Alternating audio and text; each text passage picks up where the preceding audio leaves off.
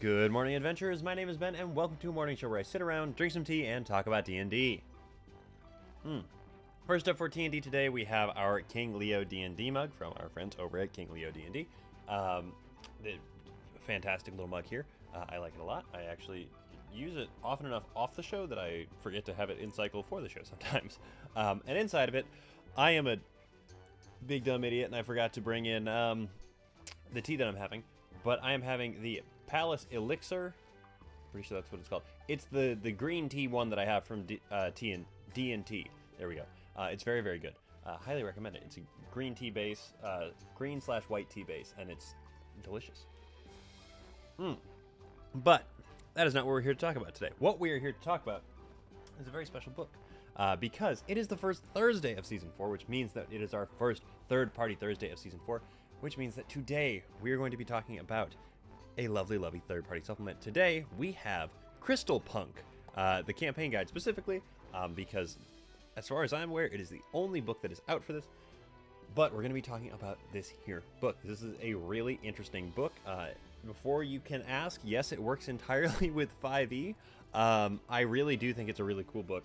And I have gone through it several times. I haven't gotten to implement any of it into my games yet, but with my current campaign starting to come to a close and a new campaign on the horizon, with the time jump, I think I'm going to go ahead and start implementing a few of these things because I do think that they're really very cool. So, I don't know why I said in the, but, so let's go ahead and let's crack this bad boy open and let's talk about what they have inside. Now, as a campaign guide, this thing does have like full setting and stuff like that, so we're not really going to dive into that because the setting, while really cool, is not as widely applicable as some of the like character options and DM tools that are inside of it.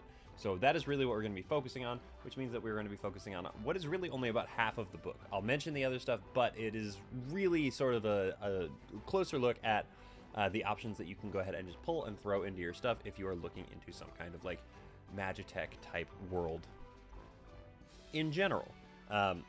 So first and foremost, this book, as I just mentioned, has a lot of Magitech type stuff in it, which I personally am a really big fan of, but I know it's not necessarily for everybody and not for everybody's world.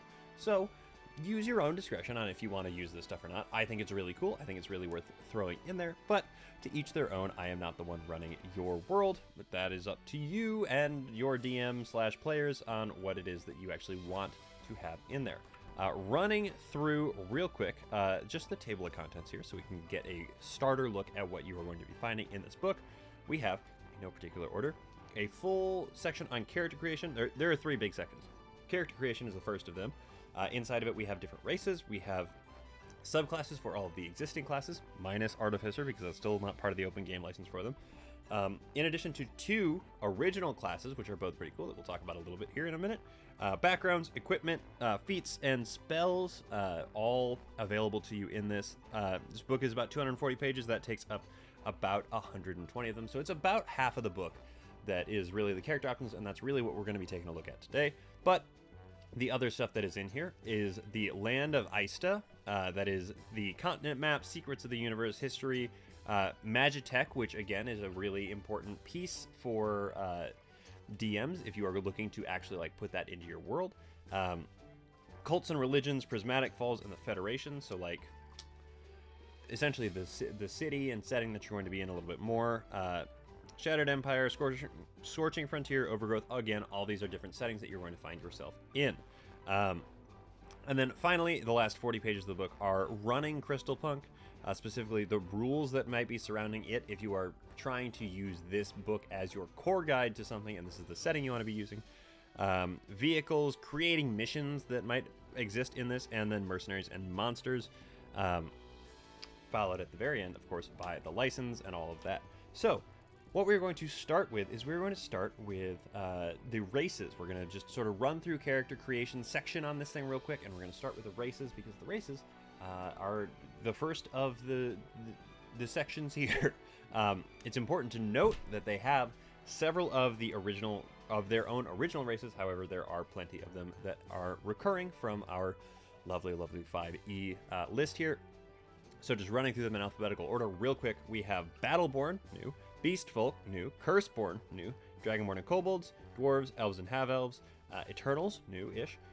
Gnomes, goblinoids, halflings, humans, Nephilim, nomads, orcs and half-orcs, soul-fueled, split soul, tieflings, and unwoken. So there is a good section of these that are new or slightly adapted for the actual like setting a little bit better. Like you'll find that there's something very similar to an Aasimar in here, but it's just called something a little bit different. Sorry, I got a thing in my throat. It's the dang dog. He's got hair everywhere. So let's just flip through real quick. We're going to take a look at some of the art that's in here. We're going to talk about these real quick because, quite frankly, they are gorgeous. It's really, really beautiful stuff. Leading into this section, I will say there is a section on sort of just like the vibe of Crystalpunk, like the language surrounding it. Like Crystalpunk is very much like a cyberpunk, but it's Magitech instead of just straight up tech. And so you're going to run into a lot of the same sort of vernacular as you would in a cyberpunk type of setting, even though they are not necessarily all that exact same thing. So just flipping through these a little bit here, show you the art style, the artwork in here. This here is a Curseborn. Again, gorgeous, gorgeous artwork. I really love this piece in particular because I really do like a cowboy kind of aesthetic. But these things are really interesting because they assign ability score improvements as, you know, it came out circa Tasha's, not quite on it, but it was being written before it came out. So it assigns it to Constitution and one other of your choice, which means that it is really something that is focusing on con. I'm highlighting this one because I think that it's a very specific and interesting example that we get in this book in particular. Otherwise, age, size, speed, dark vision, etc., all very much normal things. But this one comes with a curse that runs through your body that is impossible to remove. You decide on one of 8 different curses, and you are the one that decides how it manifests. It gives you sort of an example and the actual effect, but you're the one that decides how it actually manifests. So it's pretty cool. I am a big fan of this one in particular, but we also get some really cool art for races that we know and love, like dwarves here. This is a different dwarf. This is a different... Actually, I think this is technically... Yeah, an elf. I'm reading it at the bottom there. But it's not an elf like we have seen before. It is definitely a futuristic-y kind of elf. I'm a big fan of that. Just sort of flipping forward here. Nomads, very, very cool. Aesthetically, very cool. This has a really specific sort of style that I think is a very fascinating style to be able to put out into the world. I am personally going to try, I think, to work nomad types into with like Warforged and that type of deal. I'm going to go ahead and I'm going to jump past the races here to get to the subclasses and class so that we can actually have some time to talk about those things, because I think that those are the more interesting part, quite frankly. The subclasses that we get from this are all really pretty cool, I think. They are one for each of the 12 core classes. 5e, again, no artificer. So in just straight down the list order, we have the Path of the Curse for Barbarian. We have the College of Momentum for the Bard, the Missionary Domain for the Cleric, Circle of Crystals for the Druid. We have the Weapon Forger Fighter, Way of the Streets Monk, Oath of Rebellion Paladin, Infernal Rider Ranger, Quick Draw Rogue, Nightmare Origin Sorcerer, the Lost Soul Warlock, and Infiltration Magic Wizard. So even just based on those names alone, you can get kind of a feel for what we're looking at. We're looking at a lot of very interesting non-traditional type of subclasses here, which is really, really important, I feel like, because this is a different setting than your traditional setting. But also, they fill very specific, important gaps, I feel like. Like the Way of the Streets Monk is really sort of opening the door to there being a like band of not necessarily rogues who just like work the streets. Like they don't have to be a thieves guild. They can be just a collection of monks that do this, and they use their different sort of powers in a way that is similar to being a rogue, but you don't have to sit and be a rogue for it. Weapon Forger Fighter, I think, is really awesome. It does exactly what it says. It makes weapons. Circle of Crystals is adjacent to what we get with normal druid stuff, but it's not quite there because it is focused on these like focusing crystals from the Magitech, which is again very, very interesting and very cool.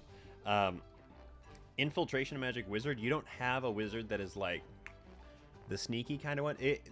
All of these subclasses to me really sort of cross party lines, which I think is really cool. I really like when people are able to pick up other things that they do and that sort of thing, because I think that it's a really useful thing for people to be multifaceted in that way.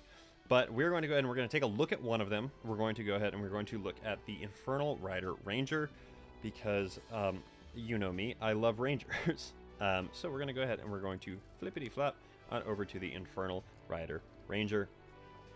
You get some, honestly, very, very good spells as your Ranger spell is from this. You get Expeditious Retreat, Blur, Haste, Freedom of Movement, and Pass Wall. So it is a very, very, very useful thing to have those spells just sort of on you at all times. At 3rd level, you also gain a combat cycle. It's a special arcane vehicle, which is laid out later on. It is a... It's got a bunch of specific ranger stuff, like it's tailored to you, but the vehicles as a whole are laid out later. That's what I mean to say there. It's a large magical vehicle with an AC equal to your wisdom score, which is cool, and a number of hit points equal to 4 times your ranger level. So it has actually got some beef to it, which is really awesome. If it is reduced to 0 hit points, it compresses back into a small rod and can't turn back into its cycle form until at least 1 hit point is restored to it via a mending spell specifically. Only you are able to actually ride this motorcycle, which is fantastic, especially because you can break it down and put it in your pocket as a rod. And it's got a movement speed of 60 feet, but you can't rotate more than 90 degrees at a time with it, which is honestly pretty cool.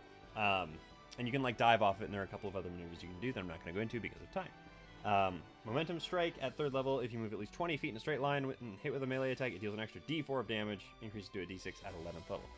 It is nice to have just a little bit of extra something. I wish it was a little bit more, but if your whole thing is like riding around on a motorcycle, it makes sense. It really does. Fiendish Power at 7th level. You can use bonus action to pull essentially power from the fiendish soul that is trapped inside of your motorcycle, which is pretty cool. You can leave fire trail behind you, dealing damage to anybody that is sort of near it. Or you can fly for a minute. That's it. You can fly. That's what it is, which is fantastic, quite frankly. At 11th level, you get Ramming Strike. All of these are really sort of focused around the ability to be on your bike, which makes sense. But, you know, on occasion, it is not necessarily the most useful thing to have. So, like, I get that there is the limitation to it, but I do think that it is a very much useful tool to have in your back pocket. When you deal the extra damage of your Momentum Strike, you can have the target make a strength saving throw. If it's not larger than huge, on a failed save, they are carried along with you until you stop moving. You get a solid surface. Both the cycle and the target stop moving early, and the target is knocked prone. So, you know, if you just, like, drive into a wall, you're set. And finally, at 15th level, you get Evasive Maneuvers, where you can move your cycle no matter how much you want to, or you can rotate as much as you want on each turn. And when it's subjected to a dex save, it essentially gets evasion, which is very cool, because that would be the thing that really sort of brings down that motorcycle for you very, very quickly. So that is just kind of an example of like the flavor that you're getting at with those things. So maybe that is not right for you necessarily, but I would say if that's not really your vibe, check out the Nightmare Origin Sorcerer or something like that, because those are a little bit more mystical-y than your maybe motorcycle cowboy, essentially. Now, the two classes that we do get that are original classes from this book are called the Evolutionist and the Soul Shaper, both of which are very cool. The Evolutionist, I think, is fantastic. I love it so much. I have tried to make an Artificer-ish subclass that is this same thing, but this is really, really well done. Essentially, you are a biohacker. You are the person that is, like, giving yourself alterations. Like, you are adding in different new machines to your body to make your body function better. It's really, really cool. They are a melee-based, well, they are a fighting-based build. They don't have a lot of, well, they don't have any spells. However, there is a subclass that has spells such as the Eldritch Knight or the Arcane Trickster. So you do have the option to go into that route if you would like to. I'm not going to go through the whole class here. It would take a long time, and again, time. And then the Soul Shaper is an interesting one to me. I'm working on getting my head all the way around it because I don't know that I totally have it there yet. Because it's really cool, but it's really odd at the same time. It's sort of this combination of a ranger, a bard, and a paladin at the same time. Because what they are really is they are focused more on the two pillars of D&D that are not combat. So they're focused on the social and the exploration. They make phenomenal scouts. They make really great infiltrators. They are really, really cool. They're half casters, which is I thought was interesting when I first saw them, but it does work for them. And so if you are playing a game where there is a lot more, intrigue, a lot more talking, a lot more like hunting people down, that kind of thing, a Soul Shaper is a really, really phenomenal class to have with you because they are so good at this. They can like detect life forms and all of that kind of cool stuff. But their whole like underlying theme and vibe is that they are connected to the spirituality of everything as opposed to being like, I'm scanning for life forms. So it is still in that higher fantasy kind of realm. And I think it's really, really cool.